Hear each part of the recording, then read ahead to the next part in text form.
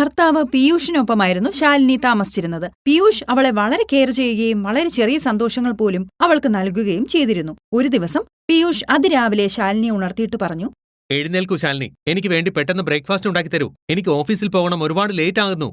ഒന്ന് പോയേ, എന്റെ ഉറക്കം കളഞ്ഞ് നിങ്ങൾക്ക് പ്രഭാത ഭക്ഷണം ഉണ്ടാക്കി തരുന്നത് എങ്ങനെ ശരിയാവും? ഗെയിം കളിച്ചു കഴിഞ്ഞ് രാത്രി 12 മണിക്കാണ് ഞാൻ ഉറങ്ങിയത്. ഇപ്പൊ നിങ്ങൾ എന്നെ 7 മണിക്ക് ഉണർത്തുകയാണോ? ശാലിനി, നീ രാത്രി 12 മണിക്കെങ്കിലും ഉറങ്ങി. പക്ഷെ ഞാൻ ഓഫീസ് ജോലി കഴിഞ്ഞ് 2 മണിക്കാ ഉറങ്ങിയത്. എന്നിട്ടും 7 മണിക്ക് എണീറ്റു. എനിക്ക് 8 മണിക്ക് ഓഫീസിലും പോകണം.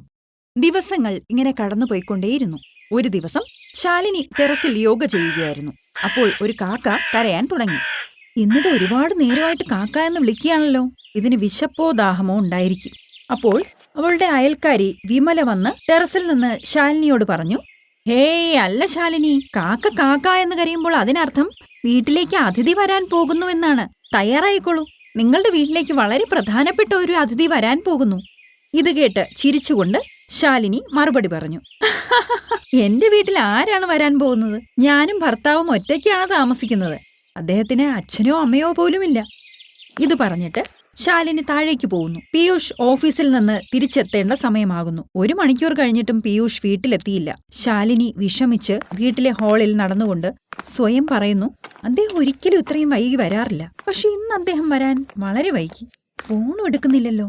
ശാലിനി അങ്ങനെ വിഷമിച്ചുകൊണ്ടിരിക്കുമ്പോൾ പീയൂഷ് വരുന്നു. പീയൂഷിന്റെ കൂടെ ഒരു വൃദ്ധനായ ആളും ഉണ്ടായിരുന്നു. ഇത് കണ്ട് അത്ഭുതപ്പെട്ട് ശാലിനി പീയൂഷിനോട് പറഞ്ഞു, പീയൂഷ്, നിങ്ങളുടെ കൂടെ വന്നിരിക്കുന്ന ആളാരാണ്? ഇത് നിങ്ങളുടെ ബോസാണോ? പക്ഷെ അദ്ദേഹം എന്തിനാണ് ഇങ്ങനെ ഗ്രാമീണമായ വസ്ത്രം ധരിച്ചിരിക്കുന്നത്? അല്ല ശാലിനി, എന്റെ അമ്മാവനാണ്. ഇന്നാണ് ഗ്രാമത്തിൽ നിന്ന് വന്നത്. ഇദ്ദേഹം സ്റ്റേഷനിൽ വന്നിറങ്ങിയെന്ന് പറഞ്ഞ് എന്നെ വിളിച്ചിരുന്നു. അതുകൊണ്ട് ഇദ്ദേഹത്തെ കൂട്ടിക്കൊണ്ടുവരുവാൻ ഞാൻ സ്റ്റേഷനിലേക്ക് പോയി. അതാ വരാൻ വൈകിയത്. വാസ്തവത്തിൽ മരുമകളെ, പീയൂഷിന് മാതാപിതാക്കളില്ല. ഞാൻ മാത്രമാ അവന്റെ അവശേഷിക്കുന്ന ഏക ബന്ധു.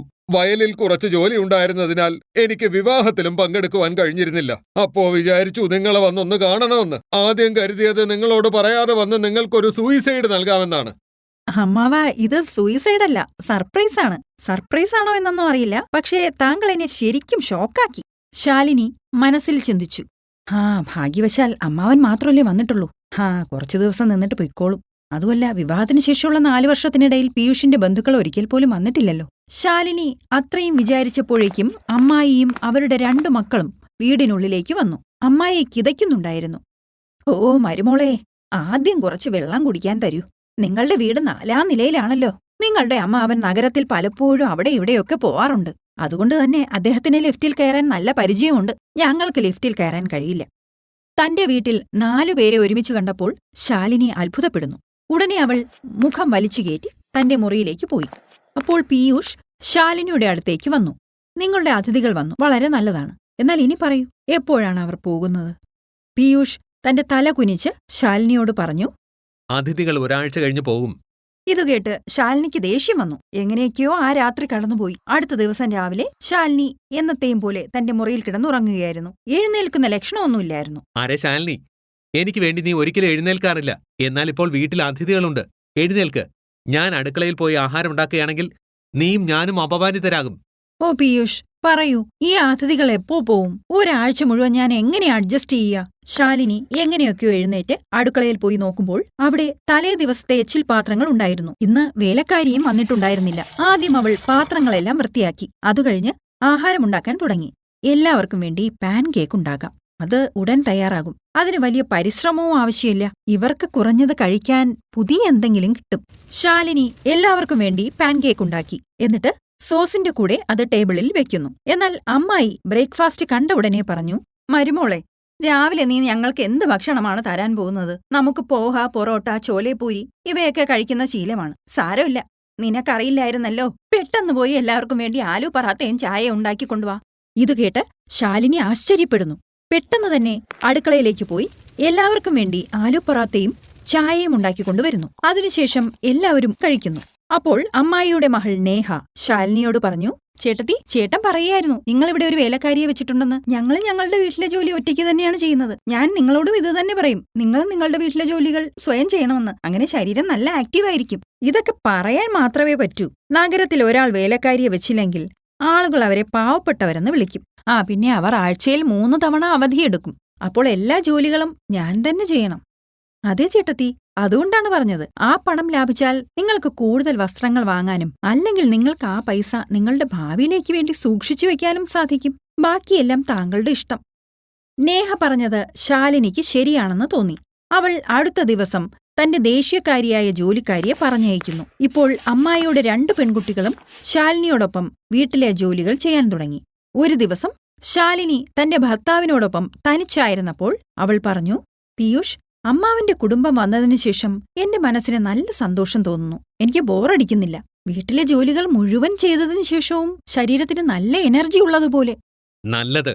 എനിക്ക് തോന്നിയത് നീ എന്റെ ബന്ധുക്കളെ കാണുമ്പോൾ അസ്വസ്ഥയാകുമെന്നും അവരെ ഓടിക്കുവാൻ വേണ്ടി ശ്രമിക്കുമെന്നാണ്. ബന്ധുക്കൾ വന്ന 3 ദിവസം വരെ നീ ചോദിച്ചുകൊണ്ടിരുന്നത് അവർ എപ്പോ പോകുമെന്നാണ്. ഞാൻ വീണ്ടും വീണ്ടും പറഞ്ഞിരുന്നത് ബന്ധുക്കൾ ഒരാഴ്ച വരെ നിൽക്കുമെന്നും. ഒരാഴ്ചയെന്ന് പറഞ്ഞപ്പോഴാണ് ഓർമ്മ വന്നത്. നാളെ അവർ വന്നിട്ട് ഒരാഴ്ചയാകും. അപ്പോൾ അവർ ഇവിടെ നിന്ന് പോകുമോ? അപ്പോൾ പീയൂഷ് തന്റെ പോക്കറ്റിൽ നിന്ന് അമ്മാവന്റെയും കുടുംബത്തിന്റെയും ട്രെയിൻ ടിക്കറ്റ് എടുത്ത് ശാലിനിയുടെ കയ്യിൽ കൊടുത്തിട്ട് പറഞ്ഞു, ഞാൻ കരുതിയത് ഈ ട്രെയിൻ ടിക്കറ്റ് കാണുമ്പോൾ നീ സന്തോഷിക്കുമെന്നാണ്. എന്നാൽ നിന്റെ മുഖം വാടിയിരിക്കുകയാണ്. നാളെ അമ്മാവനും കുടുംബവും പോവുകയാണ്. ഇത് കേട്ട് ശാലിനിക്ക് ഒരുപാട് വിഷമം തോന്നുന്നു. അടുത്ത ദിവസം രാവിലെ അവൾ പനി പിടിപെട്ടതായി അഭിനയിക്കുന്നു. അപ്പോൾ അമ്മായി അവളുടെ അടുത്ത് വന്നിട്ട് പറഞ്ഞു, എന്റെ മോളെ, ഞാനും 2 പെൺകുട്ടികളെ വളർത്തിയിട്ടുണ്ട്. എനിക്കറിയാം നിനക്കൊരസുഖവുമില്ല, നീ വെറുതെ കിടക്കുകയാണെന്ന്. ഒരുപക്ഷേ നിന്റെ വാക്ക് കേട്ട് ഒരാഴ്ച കൂടി ഞങ്ങൾ ഇവിടെ തങ്ങിയെന്നിരിക്കട്ടെ. എന്തായാലും ഒരു ദിവസം നമുക്കിവിടെ നിന്ന് തിരിച്ചു പോകേണ്ടി വരും. ഇത് കേട്ട് ശാലിനി എഴുന്നേറ്റിരുന്നിട്ട് പറയുന്നു, അമ്മായി, ഞാൻ കരുതി നിങ്ങൾ ഒരിക്കലും പോവില്ലെന്ന്. ഞാൻ അതിഥികൾ എപ്പോ പോകുമെന്നാണ് ഇത്രയും നാളും അന്വേഷിച്ചിരുന്നത്. അപ്പോ കിട്ടിയ മറുപടി അതിഥികൾ ഒരാഴ്ച തങ്ങുമെന്നാണ്. പക്ഷെ ഇപ്പോ നിങ്ങൾ പോകുമ്പോൾ ഞാൻ എല്ലാവരെയും ഒരുപാട് മിസ് ചെയ്യും. എന്നാൽ ശാലിനി, നമുക്ക് ഒരു കാര്യത്തിൽ സന്തോഷമുണ്ട്. നമ്മൾ വന്നതിലൂടെ നിനക്കൊരുപാട് മാറ്റമുണ്ടായി. ഇപ്പോ നീ വീട്ടിലെ ജോലികളെല്ലാം ഒരു ദേഷ്യവും കൂടാതെ ചെയ്യുന്നു. ഇനി ഇങ്ങനെ തന്നെ മുന്നോട്ടു പോകൂ. ഒരിക്കലും മാറരുത്. നമ്മൾ അടുത്ത വർഷം വീണ്ടും വരും. ശാലിനി അതേ എന്ന് പറഞ്ഞ് തലയാട്ടുന്നു. അതുകഴിഞ്ഞ് അമ്മാവനെയും അദ്ദേഹത്തിന്റെ കുടുംബത്തെയും യാത്രയയക്കുന്നു.